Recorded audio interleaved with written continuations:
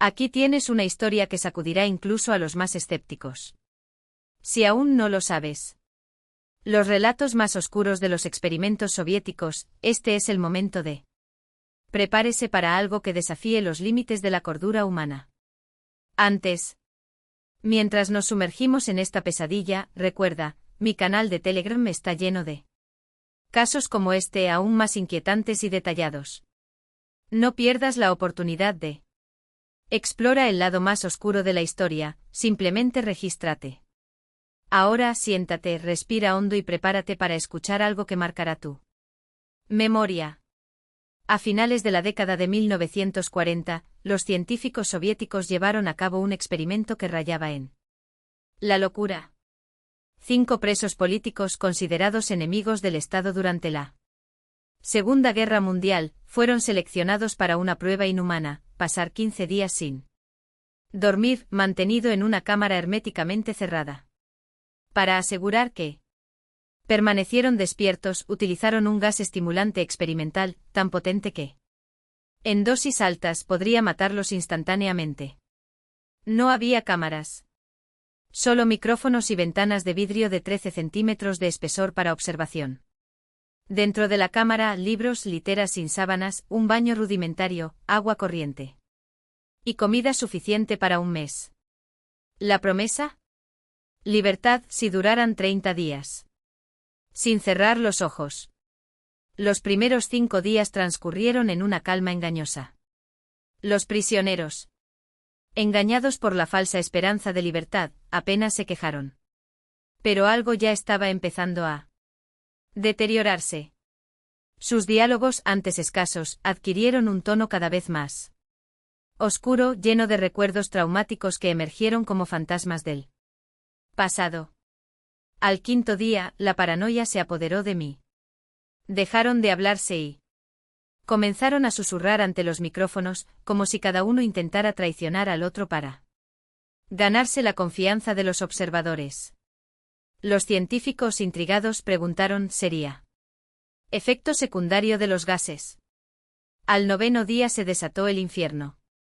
Uno de los prisioneros empezó a gritar, un aullido ininterrumpido e incontrolado, que duró 3 horas seguidas hasta que su voz se redujo a un silbido agonizante. Los investigadores concluyeron: se había desgarrado cuerdas vocales. El más terrorífico. Los otros 4 ni siquiera reaccionaron. Ellos continuaron su murmullos en los micrófonos como si nada hubiera pasado, hasta que empezó el segundo estridente. Fue entonces cuando estalló la locura colectiva. 2 de los prisioneros, en un ataque de furia silenciosa, destruyeron los libros. Página por página, las ensuciaron con sus propias heces y las pegaron a las ventanas de las ventanas, bloqueando cualquier visibilidad. Los gritos cesaron. El silencio que lo que siguió fue aún más aterrador. Durante 3 días, los micrófonos no captaron ni un solo sonido. Pero los metros. El oxígeno indicaba actividad, y no cualquier actividad, el consumo era equivalente a 5 personas sometidas a un esfuerzo físico extremo. Algo andaba mal. Muy mal. El 14.º día, desesperados por una reacción, los científicos rompieron sus protocolo en sí. Activaron el intercomunicador y amenazaron: vamos a abrir la recámara para revisar el equipo. Tírate al suelo o serás ejecutado. Quien obedece obtiene la libertad inmediata. La respuesta llegó en un susurro gélido, casi sereno. Ya no queremos ser libres. El pánico se apoderó de los investigadores. Sin otra alternativa, decidieron abrir el cámara a la medianoche del día 15. Se eliminó el gas y se renovó el aire. Inmediatamente voces desesperadas resonaron por los altavoces: devuélveme el gas. No nos dejes dormir, suplicaron 3 prisioneros, como si sus vidas dependía de ese veneno. Cuando se abrieron las puertas, lo que encontraron los soldados fue más allá de una pesadilla. 4 de los 5 todavía estaban vivos, si a eso se le podía llamar vida. El 5.º yacía muerto, destrozado. Pedazos de su carne arrancados de sus brazos y pecho obstruye el drenaje en el centro de la cámara, lo que hace que el agua se acumule en un charco. 10 centímetros en el suelo. Nadie supo nunca qué cantidad de ese líquido era agua. ¿Y cuánto era sangre? Los 4 supervivientes estaban irreconocibles. Grandes porciones de músculos y la piel había sido arrancada de sus cuerpos. Los dedos reducidos a huesos y tendones. Expuesto, reveló que las heridas no eran por mordeduras, sino por clavos de ellos mismo. Sus órganos abdominales debajo del diafragma habían desaparecido. El corazón, los pulmones y el diafragma permanecieron intactos, pero se eliminó la carne de las costillas. Arrancado, dejando los pulmones visibles a través de la caja torácica. Los jarrones. Sin embargo, los vasos sanguíneos y los órganos estaban intactos, esparcidos por el suelo, dispuestos en un patrón casi ritual alrededor de sus cuerpos que aún respiran. Y lo peor, sus sistemas digestivos funcionaron. Estaban comiendo la misma carne que se habían estado arrancando durante días. Los soldados de élite entrenados para afrontar el horror, se retiraron presas del pánico. Muchos sí. Se negó a entrar. Los prisioneros, por el contrario, lucharon con una fuerza abrumadora. Cuerpo humano permaneciera en la cámara, gritando que volvieran a encender el gas por no los dejes dormir. En medio de la confusión, a un soldado le laceraron la garganta. Otro perdió los testículos y uno de los prisioneros le cortó la arteria de la pierna con los dientes. 5 soldados murieron en total, incluidos aquellos que, semanas después, no lo hicieron. Soportaron el trauma y se quitaron la vida. A uno de los prisioneros, durante el traslado, se le rompió el bazo y murió desangrado. Incluso con una dosis de morfina 10 veces superior al límite humano, continuó luchando, rompiéndose costillas y el brazo de un médico. Tu corazón late por 2 minutos después de vaciarse de sangre, hasta que su sistema circulatorio se llenó más de aire que de vida. Incluso después de detenerse, su cuerpo todavía se retorcía, atacando todo lo que está al alcance, repitiendo una sola palabra, cada vez más débil, más. Los 3 últimos fueron amarrados y trasladados a un centro médico. 2 con las cuerdas. Con la voz intacta, no dejaban de pedir gasolina, aterrados ante la idea de dormir. El más herido fue trasladado al único quirófano disponible. Al preparar instrumentos para reemplazar sus órganos, descubrió algo imposible: estaba resistente a cualquier sedante. Cuando le trajeron la anestesia, su cuerpo reaccionó con una furia animal, como si la idea misma de la inconsciencia fuera su mayor tortura. El hombre rompió casi por completo la correa de cuero de 10 centímetros que tenía delante. Su muñeca izquierda, a pesar de que esa misma muñeca fue inmovilizada por un soldado de 200 kilos. Todo lo que hizo falta fue una dosis ligeramente mayor de anestésico para. Finalmente sus ojos temblaron y se cerraron. Y fue en ese preciso momento cuando los párpados cayeron, que su corazón se detuvo. La autopsia reveló lo imposible: el nivel de oxígeno en su sangre era 3 veces mayor. Por encima de lo normal.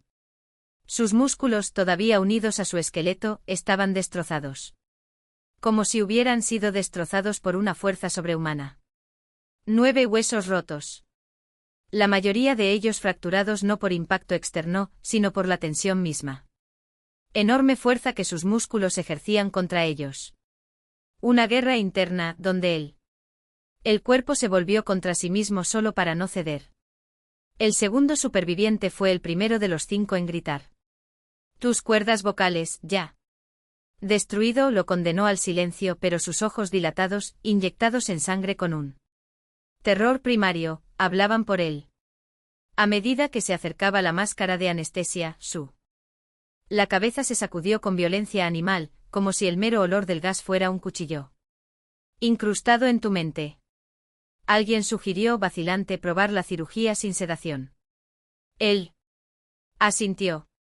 Y luego, durante 6 interminables horas, mientras sus órganos estaban reemplazados a la fuerza en la cavidad abdominal y se cosieron trozos de piel encima. Heridas que nunca deberían cerrarse, no emitió un solo sonido. El cirujano, un Hombre que había visto suficientes horrores como para perder la capacidad de sorprenderse. Declaró en repetidas ocasiones que desde el punto de vista médico, ese hombre ya debería estar muerto. Una enfermera, pálida como una sábana, juró haber visto moverse los labios del paciente. Curvaba en una sonrisa distorsionada cada vez que sus ojos se encontraban, como si él sabía algo que ella nunca se atrevería a entender. Cuando le dieron la última sutura, el hombre levantó la cabeza de la camilla y lanzó un fuerte grito. Ruido gutural y arrastrado, como si todavía te estuvieran tirando las entrañas. Afuera. El cirujano, intrigado por ese esfuerzo sobrehumano por comunicar algo, acercó una libreta y un bolígrafo. El mensaje fue escrito en letras temblorosos, casi ilegibles, pero muy claros en su significado. Sigue cortando. Los otros 2 supervivientes se sometieron al mismo procedimiento. Ambos sin anestesia. Ambos rieron cuando las espadas los abrieron. Era necesario inyectar paralizadores musculares solo para que sus cuerpos dejaran de contorsionarse en espasmos de histeria. Pero el efecto duró menos de lo esperado, como si los sistemas metabolizaron el veneno con una eficiencia anormal. Tan pronto como recuperaron el control de sus músculos, comenzaron a luchar contra las ataduras nuevamente. Ojos muy abiertos, fijos en los investigadores como si los culparan por algo mucho peor que el dolor. Y cuando por fin pudieron volver a hablar, sus primeras palabras eran los mismos de antes, susurrados como una oración o una maldición. Necesito permanecer despierto. Los 3 fueron atados con correas reforzadas y arrojados de nuevo a sus celdas, mientras los investigadores, presionados por los militares por haber fracasado en todos los objetivos declarados del proyecto, discutían la eutanasia como una solución. Pero el funcionario comandante, un exagente de la KGB con un instinto depredador por lo que llamadas oportunidades científicas, vio algo más valioso allí que los datos o cuerpos. Quería saber qué pasaría si estuvieran expuestos al gas. De nuevo. Los investigadores se opusieron vehementemente. Argumentaron que estaba loco, que los sujetos ya estaban más allá de cualquier límite fisiológico, que esto no era ciencia. Era sadismo. Sus objeciones fueron ignoradas. Mientras preparaban la cámara para un mayor confinamiento, los 3 supervivientes estaban conectados a monitores de actividad cerebral y sus ataduras forradas con material acolchado, una precaución irónica, dado lo que vino después. Y luego sucedió algo que heló la sangre de todos en la sala, el momento en que se filtró información de que volverían a estar expuestos al gas. Los 3 dejaron de pelear. Simplemente se detuvieron. Como si esa perspectiva, la idea de estar sumergido de nuevo en lo que los había destruido, fue de hecho un alivio. Lo que era capaz de hablar empezó a emitir un sonido continuo, un sonido ronco y rítmico, como si se obligara a mantener la conciencia a través del ruido. Otro, incapaz de hablar, tensó las piernas contra las correas de cuero en un patrón alterno izquierda, derecha, izquierda, como si fuera un movimiento mecánico. Podría anclarlo a la realidad. El tercero mantenía su cabeza muy por encima del almohada, parpadeando a una velocidad anormal, los párpados aleteando como alas de un pájaro atrapado. Su monitor cerebral mostró algo aún más inquietante, la mayor parte del tiempo sus ondas cerebrales eran normales, hasta que sin previo aviso se aplanaron. Como si estuviera muriendo y volviendo a la vida una y otra vez en un ciclo de muerte clínica y resurrección instantánea. Los investigadores, fascinados por los gráficos EEG, no se dieron cuenta cuando sus ojos cerrados no vieron el momento exacto en que su cabeza se hundió en el suelo. Almohada. Solo una enfermera, la misma que juró haber visto esas sonrisas durante la cirugía, fueron testigos del instante en que las ondas cerebrales se volvieron una línea recta. Un silencio final. Su corazón se detuvo en el mismo segundo. El superviviente restante, el que todavía podía hablar, empezó a gritar, exigiendo ser sellado en la cámara inmediatamente. Su EEG ya mostró lo mismo. Patrones planos del hombre que acababa de morir por dormir. El oficial dio la orden. Los 2 últimos sujetos y 3 investigadores seleccionados serían encerrados juntos. Uno de los científicos elegidos no lo dudó. Sacó una pistola de una funda guardia y le disparó al oficial entre los ojos. Luego apuntó con el arma al sobreviviente. Se quedó en silencio y vació el cargador en su cráneo. Finalmente señaló al último chico, todavía atado a la camilla, mientras el resto del equipo médico corrió al hospital presa del pánico. ¿Salida? No voy a quedar encerrado aquí con estas cosas, gritó con la voz entrecortada por el terror. Contigo no. Le temblaba la mano, pero el arma se mantuvo firme. Lo que tú. ¿Y? El hombre de la camilla sonrió. Una sonrisa lenta, casi tierna.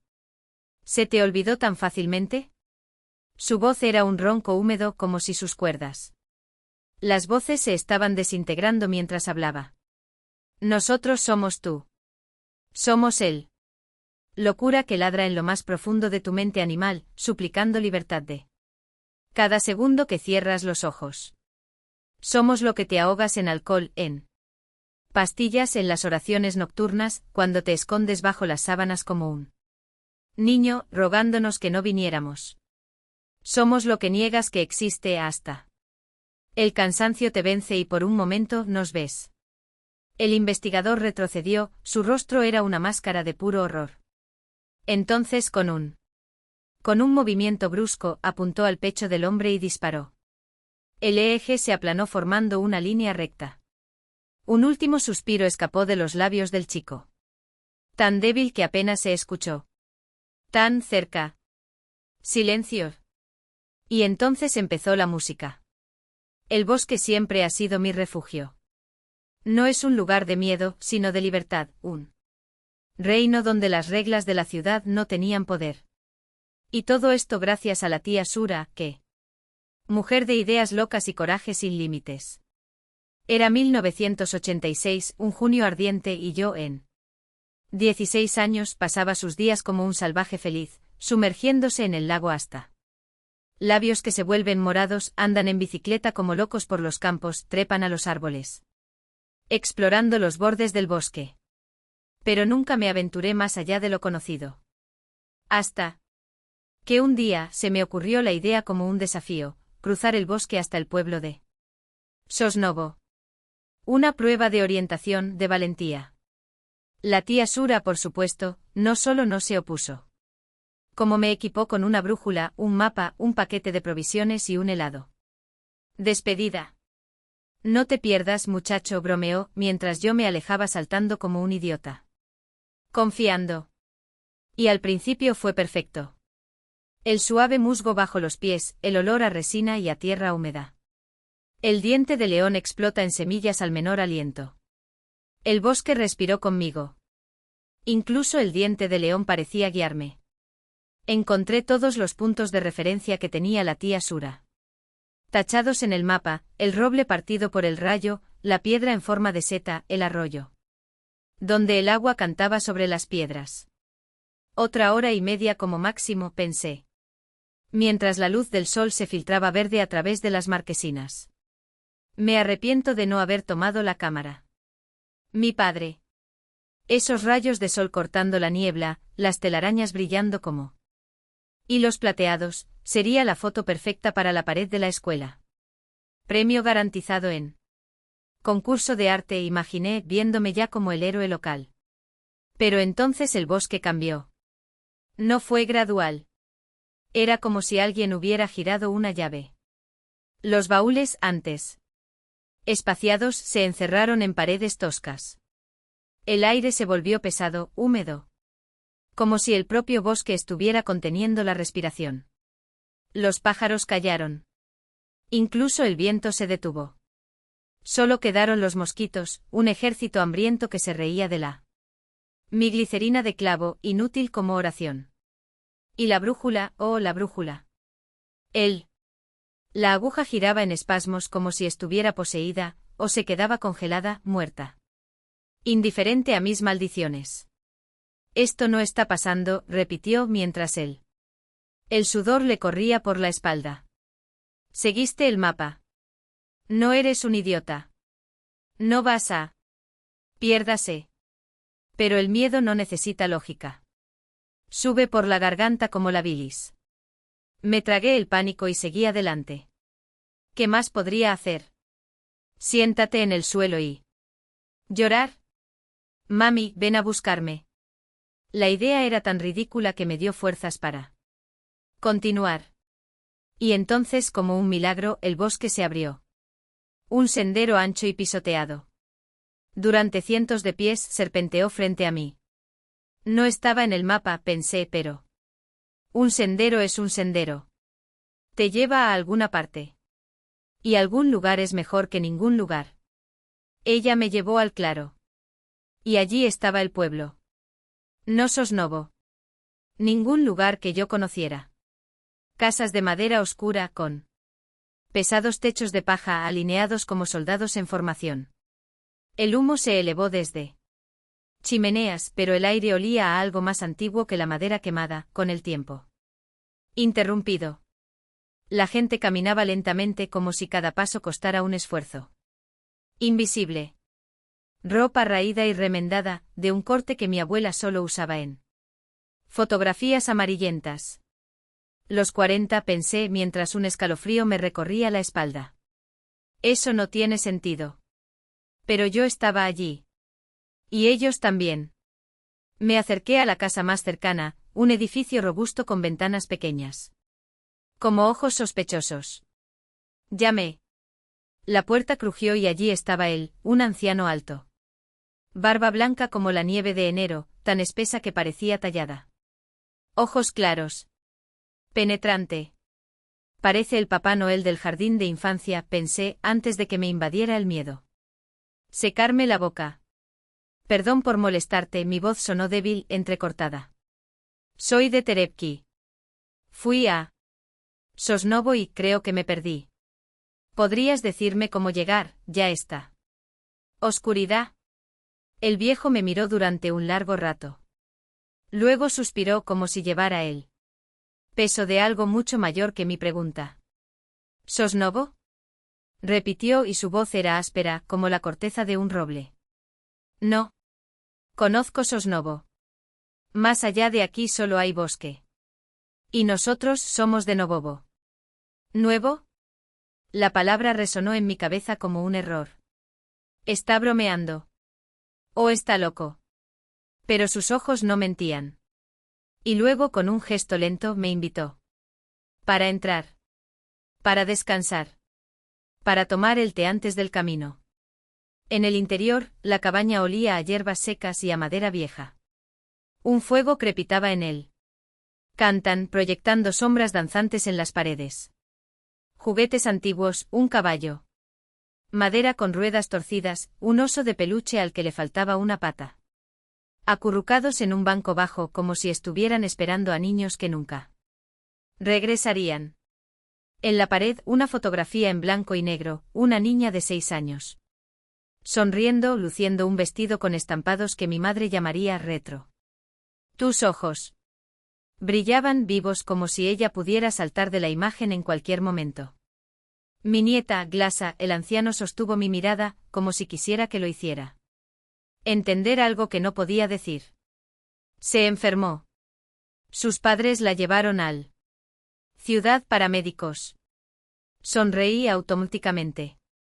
Espero que se mejore pronto. Él no respondió. En lugar de eso sirvió té, una mezcla oscura de fresa y grosella, tan dulces que dolían. Cada sorbo fue más intenso que el anterior. Como si la bebida cobrara vida en mi boca. Como en los sueños, pensé. Mientras el calor se extendía por su pecho. Como cuando sabes que estás soñando pero no puedo despertar. El anciano se sentó frente a mí, con sus gruesos dedos entrelazados alrededor de la taza. Sus ojos iban y venían entre la ventana y yo, donde una cortina descolorida ondeaba. Sin viento. Deberías descansar, murmuró. El camino es largo. Quería protestar. Quería decir que no estaba cansada, que necesitaba irme. Ahora.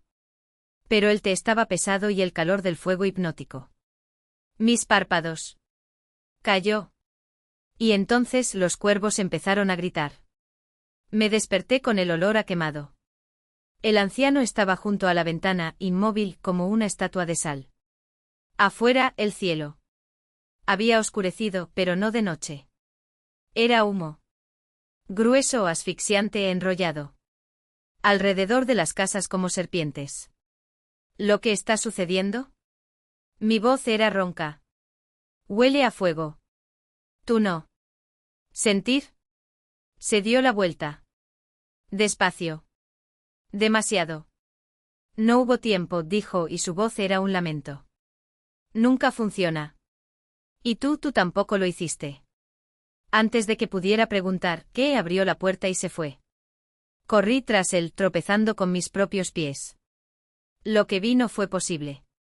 Todo el pueblo estaba allí parado, mirando el fuego que avanzaba por el bosque. Como un ejército. No hubo pánico. No hubo prisa. Solo una aceptación silenciosa. Terrible, como si hubiera sucedido antes. Y luego, uno por uno, comenzaron a caminar. Hacia las llamas. Sin gritos. Sin dudarlo. Desapareciendo en el humo como sombras tragadas por la noche. Esperar. Grité, mi voz saliendo de mi garganta. Salta al pozo. Esconder. Haga algo. Nadie me escuchó. El viejo fue el último. Se detuvo al borde de una casa que ya estaba en llamas y se volvió hacia mí. Sus ojos, antes claros, ahora brillaban con su propio fuego. Perdónanos, muchacho, su voz cortó el aire como una espada. Nos olvidamos de fuego. Siempre lo olvidamos. Y ahora tú también eres parte de ello. Y luego entró en las llamas. Estaba solo en medio del infierno. El calor quemó mis pulmones. El humo era cegador. Caí de rodillas tosiendo. Llorando mientras el fuego bailaba a mi alrededor, riendo. Grité hasta que no me quedó voz. Hasta que el mundo gire y se oscurezca. Cuando desperté, estaba tumbado sobre la hierba húmeda. El aire era fresco. Limpio. Como si nada hubiera pasado. Abrí los ojos lentamente, temerosa de lo que vería. No había ningún pueblo.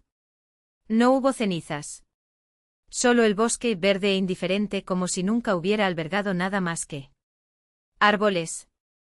Y entre la hierba alta, casi escondidos, restos de cimientos. Piedras. Cubiertos de musgo como lápidas sin nombre. Me quedé allí temblando mientras el sol se filtraba entre las ramas. Algo brilló en el suelo, cerca de mi mano. Era la brújula. La aguja giró. Dio vueltas. Dio vueltas. Y luego se detuvo. Apuntando directamente a mi pecho. El agujero en el suelo, donde debían estar los sótanos del pueblo, estaba cubierto con tierra y arbustos durante décadas. No quería quedarme ahí ni un segundo más. Me escapé. Sin siquiera buscar la brújula o el mapa perdido. Mis pasos desordenados me llevaron por el bosque hasta que, media hora después, encontré un camino de tierra. Fue entonces cuando escuché el rugido de un motor. Se acercó un NER oxidado, levantando polvo. El conductor, un hombre de rostro curtido por el sol, frenó al verme parado en medio de la carretera, pálido. Como un muerto con las manos temblorosas. No necesitaba poner excusas, mi estado habló por mí. Me perdí en el monte, balbuceé sin fuerzas para mencionar el fuego, el cimientos, la aguja de la brújula apuntando a mi propio corazón. Él me miró. Cara sudorosa, ojos muy abiertos y sin preguntar nada más, solo asintió. Ingresar. Te llevaré a tu pueblo. Cuando llegué, la casa estaba iluminada y la puerta abierta de par en par. Mi tía, ojos hinchado por la noche de insomnio, me abrazó con tanta fuerza que casi me rompe. Tú. Los vecinos se agolparon en la habitación, murmurando. El viejo, el que siempre olía a hierbas secas y pan de centeno, arrastró al conductor hasta su isba. Antes de que pudiera negarse. Ven, hombre, el camino te ha cansado. Café. Leche fresca y leche de la vaca de la mañana, dije, mientras mi tía me llevaba al dormitorio. Como si fuera de cristal. Me envolví en la manta, pero tan pronto como intenté hablar, se me quebró la voz. Las palabras se fueron sollozando, desordenados, y la tía no tuvo más remedio que darme valeriana hasta que me calme. Solo unas horas más tarde, cuando la luz del día ya se filtraba por la grietas en la ventana, logré contarlo todo. Ella escuchó en silencio, apretando los dedos. Vaso de hasta que tus nudillos se pongan blancos. Ya me conoces, dijo finalmente después de beberlo de un trago. Soy ateo. Hasta la médula, escéptico como pocos. Y tú, muchacho, siempre fuiste sensato. Nunca inventado historias. Se pasó la mano por el rostro como si pudiera borrar el cansancio. Pero hay cosas que, suspiró. Cerca del pinar donde estabas estaba el pueblo. Antes de la guerra. Ya no está en los mapas porque se incendió. Todos murieron. El fuego rodeó el lugar como un anillo sin salida. ¿Quién no estuvo ese día? Difundido por todo el mundo. Era de allí. La habían llevado al hospital por causa de apendicitis. Le salvó la vida. Su abuelo se quedó. Hizo una pausa. Fue él, ¿no? El hombre que te sirvió el té. No respondí. No era necesario. No le digas eso, preguntó bajando la voz. Y ahora duerme. Olvidar. Lo intenté. Durante un tiempo incluso lo logré. Pero años después el pueblo todavía me visita en mis sueños. Me despierto ahogándome, tosiendo. Como si fuego hubiera entrado en mis pulmones. Y no hay humo. Nunca lo hay. Música suave, casi imperceptible. La siguiente historia nos llega de un suscriptor. Gracias por compartir tu miedo con nosotros. Si también tienes una historia que te da escalofríos, envíala a propuestas de telegramas. Ahora cierra los ojos e imagina.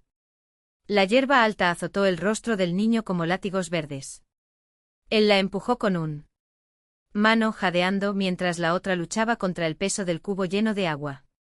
Sin palabras para mamá. Ni una palabra para papá. El camino era sencillo. Después de los imponentes pinos, gire a la derecha siguiendo el bosque y luego. En la piedra grande giramos a la izquierda hasta el pueblo. Pero los pinos no aparecieron. Y él. El camino parecía no tener fin. El cubo tiró de su brazo como si quisiera arrastrarlo al suelo. No fue lo peor. Él. Era peor imaginar a la madre con las manos en las caderas preguntando, ¿y el segundo cubo? Pero. Había algo aún más terrible. ¿Por qué estabas callado, eh? Las ancianas charlaban alrededor de la estufa, intercambiando aspecto. ¿Viste al diablo? Él no respondió. ¿Cómo explicar lo que ni siquiera entendió? Solo pude. Recuerda, el arroyo, el cubo hundiéndose en el agua con un divertido glu glu, el peso aumentando cada segundo y luego la sombra. Una mancha oscura deslizándose en la superficie como si hubiera nacido de la nada. Cuando miró hacia arriba, el aire se congeló en sus pulmones. En medio del arroyo, mirándolo, estaba una cabra negra con cuernos afilados. Como cuchillos y ojos amarillos que brillaban como brasas. Han pasado 7 noches. Desde ese día. Y desde entonces el chico no ha dicho una palabra. Eso ya no es tuyo, murmuró una de las ancianas, sacudiendo la cabeza. ¿Cómo? El que murió hace 3 años. Aquel nació así, pero este se convirtió en eso. La madre miró a su hijo con los labios fruncidos. No había nada que hacer. El niño observaba todo desde hacer pis, mientras las mujeres lavaban la ropa bajo la luz parpadeante de una vela. El agua del cubo se movía, reflejando sombras distorsionadas. Algo malo él. Mira, repitió la anciana, sin quitarle los ojos de encima. Ahora los demonios están detrás. Y entonces la madre se detuvo. Se secó las manos en el delantal. Respiró hondo. Hay una cabra nueva en el corral, dijo la anciana, como si fuera un comentario sobre el tiempo. Llegó ayer. Negro. Con ojos extraños. El chico se estremeció. Cuando la madre vació el balde en el patio, el agua extendido por el suelo de tierra. Y allí entre las gotas los vio, 2 puntos amarillos. Brillando en la oscuridad. Una sombra alargada. Cuerna. Esa noche lo despertaron unos gritos. La madre, envuelta en un grueso abrigo, corrió hacia afuera, dejando la puerta abierta. Afuera, el revuelo. A través de la ventana vi el reflejo naranja bailando en las paredes. El fuego. Alguien gritaba cerca del pozo, otros corrieron en círculos inútiles. Una casa ardía como una antorcha, las llamas más altas que los árboles. El calor era asfixiante. Y entre el humo y las siluetas que corrían se movían, figuras oscuras, delgadas como humo bailando alrededor del fuego. Más agua. Gritaron. Más. Pero cada cubo arrojado solo hacía que el fuego rugiera más fuerte, como si estuviera alimentando las llamas. Hasta que alguien gritó basta. Y el fuego, como obedeciendo, se elevó en un último aliento antes de que empiece a menguar. Cuando el humo se disipó, solo quedaron brasas. Y el silencio. La casa quemada pertenecía a la anciana que los había visitado el día anterior. Brujería, susurró la madre, sosteniendo a su hijo cerca de ella. No dijo nada. Él simplemente volvió la cara. Porque él lo sabía. Eso no fue brujería. Fue él. Y ahora, la cabra negra estaba pastando en el corral. Como si siempre hubiera estado ahí. Ya todo se pudrió el verano pasado, escupió el hombre al suelo antes de darse la vuelta. Lejos, dejando atrás solo 2 vigas carbonizadas, roídas por el fuego como huesos abandonados al hambre del tiempo. El lugar donde había estado la casa ahora era un vacío que la gente evita con el mismo cuidado con el que evitan una tumba. Recién inaugurado. Y 5 noches más tarde, la gente seguía hablando en susurros sobre el incendio y miradas furtivas mientras las guadañas cortan el aire del campo al ritmo de los cuerpos. Exhausto, mojado de sudor y algo más, algo que no se podía lavar con agua. El niño estaba agachado sobre la hierba alta, al borde del camino, tan quieto que incluso los grillos parecían ignorarlo. Pero escuchó todo. Cada palabra, cada risa, cada mentira. Que poco a poco se convirtió en verdad, como veneno disuelto en vino. ¡Qué historia tan absurda!, se rió una voz femenina, ligera como el viento que mecía las orejas. Lo inventaste solo para asustarme. Lo juro que no, respondió el niño, y el niño reconoció ese tono de voz, él. Aunque hace un rato lo había llamado demonio entre risas. Ahora, sin embargo, no. Hubo risas. Solo la certeza de un hombre que finalmente encontró una audiencia para tus miedos. Lo vi con mis propios ojos. La anciana se acercó a ellos ante el fuego. Y. Nemob la vio. Todo el mundo sabe que nadie le habla. ¿Por qué iría allí? A menos que. El silencio que siguió fue como un cuchillo clavado en el pecho del chico. Se dio la vuelta. Lentamente apartando la hierba con dedos que no temblaban de frío, sino de una ira tan caliente que quemaba por dentro. Entre las varas doradas vio a los 2, el niño de espalda ancha, la muchacha colgando de su brazo como una sombra. Ese chico. Él. A pesar de que durante semanas, lo estuve empujando en el barro solo para escuchar reír a los demás. Él. Aunque ahora se estaba extendiendo por todo el pueblo la idea de que estaba maldito, que lleva al diablo en tus costillas. Los dedos del chico se cerraron en puños.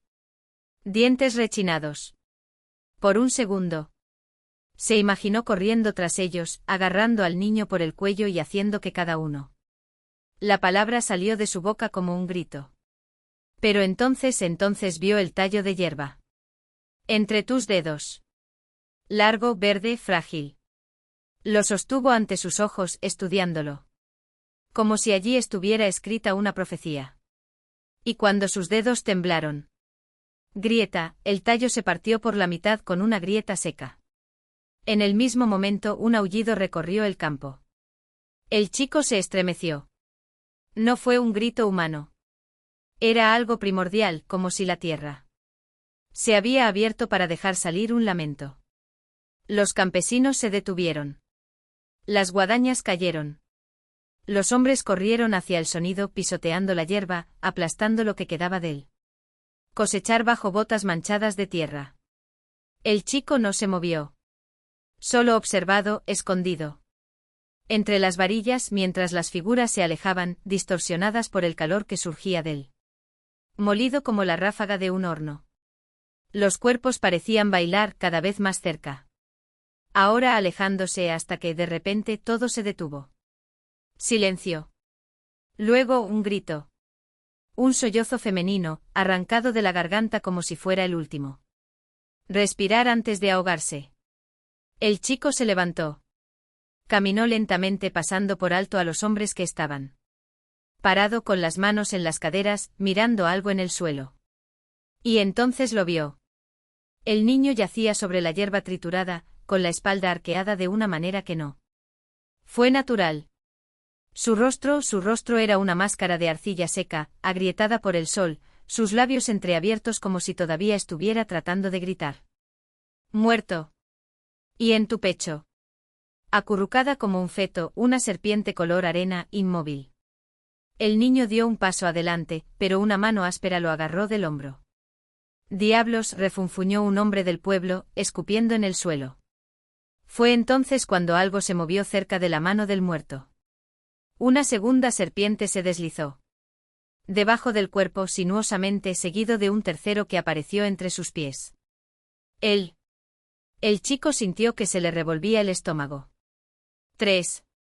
Como los latidos de la masa de tu madre en mesa. Como los golpes de guadaña en el campo. Como las veces que el chico lo llamó monstruo antes de hoy. Alguien gritó su nombre a lo lejos. Se dio la vuelta. Allí, cerca de las primeras casas, saludaba una silueta. Tu madre. El chico corrió. La hierba alta le azotó la cara, pero no sintió el dolor. Solo la sangre. Palpitaciones en los oídos, pensamientos que se enredan como hilos sueltos. No digas. No hables del tallo. No hables del grito. No digas que lo sabías. Y entonces, entre las líneas verdes que se desdibujaban en su visión, apareció una sombra. Materializado frente a él. La cabra negra. Interrumpido. Propiedad. La cabeza estaba ligeramente inclinada, como si lo observara desde debajo de él. Cejas pobladas. Los ojos amarillos, pupilas negras y finas como navajas. Incrustado en él. El pelaje se tragó la luz, los cuernos se curvaron hacia los lados como ramas de un árbol maldito. El viento aullaba levantando polvo y las nubes de tormentas se acumulaban en el cielo, cortadas por rayos de sol que caían como cuchillos. Alguien todavía gritaba su nombre. La cabra no parpadeó. Solo movió la cabeza casi imperceptiblemente en dirección al carcajadas. El chico vaciló. El miedo y algo más, una curiosidad malsana, lo mantenían atrapado en su lugar. Pero luego rodeó a la criatura y sus pies se hundieron en la tierra húmeda. Y corrió. Corrió como si el mismo infierno lo persiguiera. Mira, dijo su madre cuando salió del campo, jadeando con las mejillas. Llamas. Estaba en la cima de la colina, su silueta recortada contra el cielo que se cerraba. Va a llover. El chico miró hacia arriba. Las nubes eran negras pesadas como si llevaran más que agua. Los relámpagos atravesaron el horizonte y el viento sacudió los árboles como si quería sacarlos del suelo. No llegó muy lejos, ¿verdad? Preguntó con voz tensa. ¿No viste nada extraño? Sacudió la cabeza. No, nada. Pero cuando se volvió para mirar el campo por última vez, vio que la hierba se doblaba. Olas como si algo o alguien se arrastrara debajo. Y entre los tallos. Por un segundo un par de ojos amarillos brillaron. Entonces cayó la primera gota de lluvia. Y el mundo se partió por la mitad.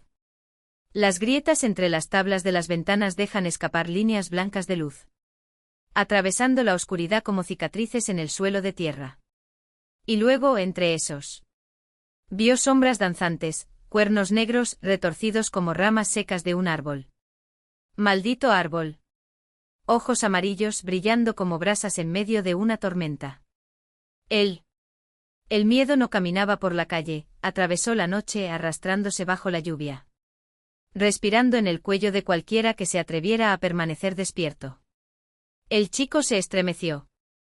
Sus pies helados se encogieron debajo de él y se puso de pie de un salto.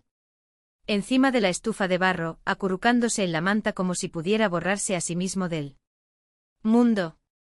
Apoyó la frente contra la pared húmeda, cerró los ojos con fuerza y se cubrió los ojos.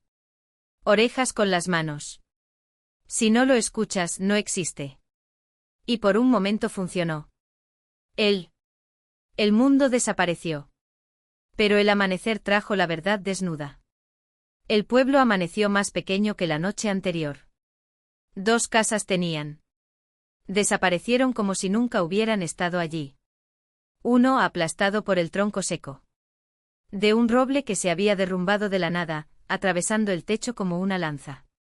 Otro, arrastrado por el viento, ni siquiera había ruinas, solo montones de madera mojada. Podrido incluso antes de pudrirse. Los hombres hablaron en roncos susurros, Las mujeres lloraron en silencio, secándose la cara con paños manchados de tierra. Los niños se miraban los pies, como si temieran que la tierra se los tragara.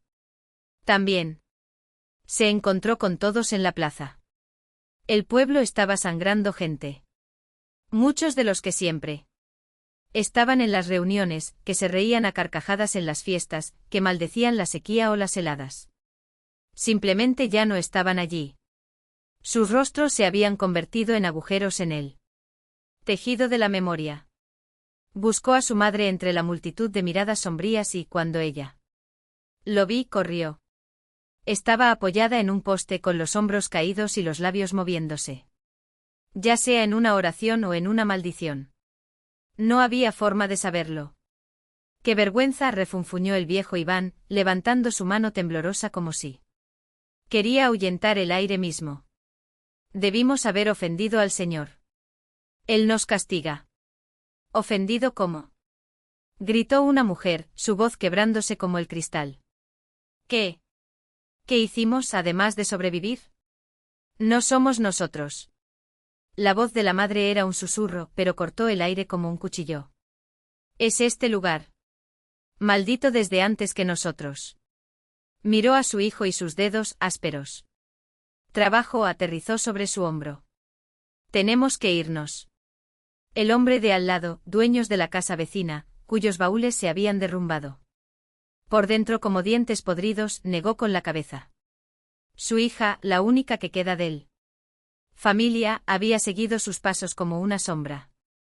Su rostro era una máscara de cera derretida, su boca torcida en una sonrisa que nunca volvería a ser una sonrisa. ¿Ir a dónde?, alguien gritó. Nuestra tierra está aquí. Nuestros muertos están aquí. ¿Y los vivos?, respondió otro. ¿Cuántos más desaparecerán antes de que entendamos?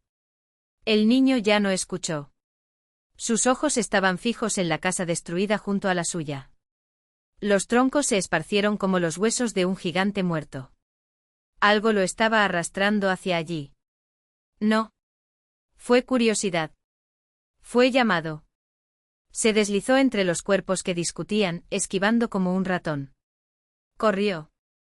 Los pies se hundieron en los charcos y el agua helada les empapó los pantalones. Los baúles caídos formaban un laberinto de madera podrida, resbaladiza por el musgo y la lluvia.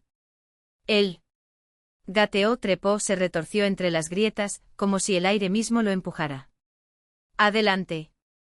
No había lógica. Solo existía eso, la certeza de que si no fuera hasta el final, algo dentro de él se rompería para siempre. La casa era ahora un montón de tablas podridas, un esqueleto hundiéndose en el barro. La luz se filtraba a través de los agujeros en el techo derrumbado, formando franjas parpadeantes en el suelo. El niño avanzó, sus dedos arañando la madera húmeda. Tu corazón latía así. Tan fuerte que temía que el sonido atrajera algo. Y entonces vio la chimenea. O lo que quedó de ello. La chimenea se había derrumbado, pero la estufa de barro seguía en pie. Mantenido, sosteniendo los escombros como un atlas que transporta el mundo. Agua. Goteaba de las grietas, cayendo en gotas lentas como lágrimas. Un ruido. Él giró el cabeza. Un ratón. Solo un ratón deslizándose entre las tablas. Silencio. Solo el sonido del agua cayendo. Y luego respirar. No el tuyo. Levantó los ojos. En el rayo de luz que atravesaba la oscuridad, él estaba allí. Una cabra negra, inmóvil como una estatua de obsidiana. Tus ojos amarillos. Ardieron, se fijaron en el niño. No parpadearon. No respiraban. Esperaron. El chico no se movió. No pude. La cabra se levantó lentamente como si sus articulaciones crujieran por el peso de los siglos. Se dio la vuelta. Y antes de desaparecer entre las sombras, miró hacia atrás por última vez. 2 círculos de azufre. 2 rectángulos de pupila. El chico lo siguió. No había elección. Sus pies obedecieron antes de que su mente pudiera gritar que no. Entraron juntos al bosque el niño y la criatura de los cuernos retorcidos. Mientras el pueblo quedó atrás, pequeño y frágil como un juguete abandonado. El bosque era diferente ahora. Los árboles ya no eran árboles. Eran dedos. Nudoso y retorcido, extendiendo la mano para agarrarlo. La luz se filtraba en finas franjas como gigantescas telarañas. La cabra avanzó, su silueta oscura atravesó la niebla. Con cada paso sus patas emitían un sonido húmedo, como si estuvieran pisando otra cosa. Hojas, pero en carne. El niño notó la humedad en el pelaje del animal. No fue agua. Era algo más espeso. Más vivo. Y luego llegaron. La cabra se detuvo. Frente a ti, un cráter. No es un agujero. Una boca. Lleno por una masa negra y burbujeante que se movía como si respirara. No había fondo. No había luz. Solo tengo hambre. El niño se acercó hipnotizado. La sustancia dentro del cráter crujió, soltando burbujas que estallan con un sonido húmedo, casi un gemido. Él tomó una rama caída y asomó la superficie. El palo se hundió. No volví. Se inclinó más. Fue entonces cuando surgió la mano. Pálido. Esquelético. Dedo a dedo, se cerró alrededor de su muñeca y tiró. El mundo se puso patas arriba. Lo último que vio fueron los ojos amarillos de la cabra brillando como faros en la oscuridad, antes de que la oscuridad se lo tragara. Del bolsillo de su ropa gastada, un pequeño hongo pálido se deslizó hasta su palma. De la mano. El niño lo cogió con cuidado, apretándolo entre sus dedos como si se temía aplastar su frágil estructura. Las mujeres, apiñadas alrededor de la mesa. Madera oscura, no se dieron cuenta. Su madre habló y todos escucharon absortos mientras las sombras danzaban en las paredes de troncos. Echó un vistazo al cesta de mimbre llena de setas. El banco de al lado estaba vacío. Por encima de él, el cable. El hueso del machete reflejaba la luz parpadeante de la lámpara. Sin hacer ruido, se deslizó fuera de la chimenea. Los pies descalzos apenas tocaron el suelo de tierra. Batir mientras se acerca a la canasta. La hoja le heló los dedos cuando la levantó. Con un gesto preciso cortó la punta del hongo, peló la piel amarillenta del cabeza con la uña y lo arrojó entre los demás. Las mujeres continuaron. Inmóviles, hipnotizados por la voz de su madre. Pero algo lo estaba observando. En el rincón más oscuro de la chimenea, donde el hollín se acumulaba como una herida, 2 Los ojos amarillos brillaron. Fijado. Hambriento. Sintió el peso del machete en su mano y se dio la vuelta. La espada contra sí mismo. El dedo índice tocó la punta, una presión suave y él. La piel cedió como tejido podrido. Un hilo oscuro brotó, espeso y lento. Tomó el dedo. A sus labios examinando el líquido que fluía, no era rojo. Era negro como tinta derramada en la noche. Un grito cortó el aire. Su madre se abalanzó sobre él antes de que pudiera reaccionar, con dedos de hierro apretándolo alrededor de su muñeca herida. El bofetón de la bofetada resonó por toda la cabina, tan violento que sus rodillas flaquearon. ¿Dónde pusiste esa mano, demonio? Su voz era un gruñido, ojos inyectados en sangre con algo más que ira. Toma lo que no es tuyo, ¿quieres? Ella se volvió hacia la chica que estaba limpiando hongos, la misma que había dejado el machete a su lado. Rango. ¿Y tú? Dejas la espada tirada por ahí como si fuera un juguete, la chica cayó. Cabeza murmurando disculpas que se perdieron en el pesado silencio. Lo arrastraron de regreso a la chimenea y lo arrojaron sobre las pieles con una seca orden, acuéstate y callad. Las mujeres reanudaron sus tareas, pero sus miradas de vez en cuando se deslizaron sobre él, cargados de algo que no era solo desconfianza. La chica de las setas, sin embargo, ni una sola vez miró la canasta donde había arrojado las pieza limpia. Bien, pensó el niño. De esa manera nadie se dará cuenta. Cuando terminaron el trabajo se fueron. Lo lavaron con agua fría que quemó como hielo, vestido con ropa de fiesta que le arañaba la piel. Afuera, el pueblo. Todo el grupo se había reunido alrededor del fuego. Los hombres sudorosos y con el rostro enrojecido. Alimentaron las llamas con ramas secas que crujían como huesos rotos. El fuego rugió, disparando lenguas anaranjadas hacia el cielo. Pronto los cuerpos comenzaron a giros, risas, aplausos, pies golpeando el suelo. Se hizo a un lado, observando el oscuridad. Se mudaron solos. Se aferraban a los tobillos de los bailarines imitando sus pasos con precisión. Enfermo. Cuanto más oscuro se volvía, más cobraban vida propia las siluetas, hasta que ya no era posible distinguir dónde terminaba la persona y comenzaba su sombra. El niño presionó sus rodillas contra su pecho. ¿O son ellos los que se están convirtiendo en sombras?, se preguntó. El olor a sopa espesa llenó el aire. La gente corría con sus cuencos de barro, sorbiendo el caldo caliente mientras el vapor se elevaba en espirales fantasmales. Él no. Emocionado. Su madre, de pie junto al gran caldero, servía con gestos mecánicos. Su rostro iluminado por el temblor de las llamas.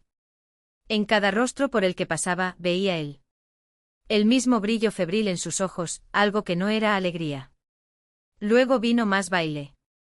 Manos en mano, cuerpos girando en círculos cada vez mayores. Rápido, como si fueran a succionar el último aliento de la noche.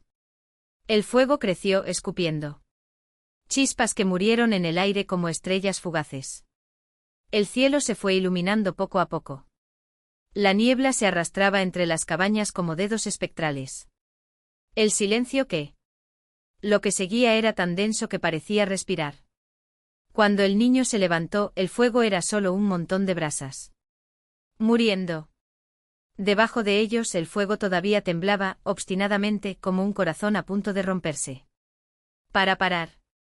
Por el este el sol salió claro, una bola de fuego pálido en un horizonte tranquilo. Fue entonces cuando lo vio. Cuerpos.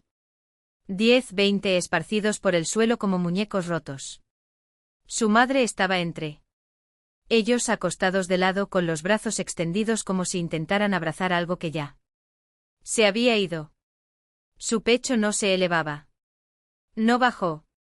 El rostro, antes severo, ahora era suave, casi serena, como si en la muerte finalmente hubiera encontrado la paz. Metió la mano en las cenizas aún calientes y cogió un puñado de pólvora negra. Sucedió. O sobre los rostros de los muertos, trazando líneas que la brisa no se atrevía a borrar. Entonces sí. Transformado. La cabra lo esperaba cerca de las puertas del pueblo. Tus ojos amarillos no. Parpadeó. No hubo prisa. No hubo miedo. El niño dio el primer paso. Y luego otro. Con cuidado como si bailara. Sobre un piso de vidrio avanzó entre los cuerpos que ya comenzaban a ponerse blancos. Con la helada de la mañana. Cuando sus manos tocaron el áspero pelaje del animal, supo que no la miraría. Atrás.